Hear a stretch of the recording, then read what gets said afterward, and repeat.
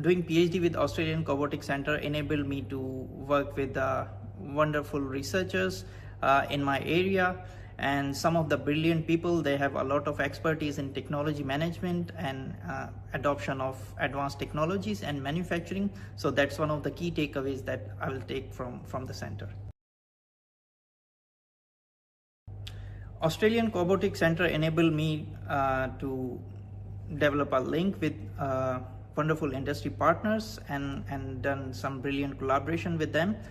Through this collaboration, I was able to identify the key factors that are influencing cobot adoption in manufacturing.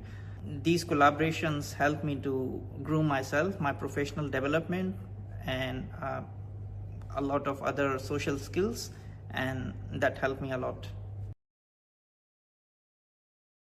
So through these linkages and these collaborations, I was able to explore what are the key challenges in manufacturing sector that Australia is facing right now, and some key insights into challenges that the industry is going through that are arise by technological revolution.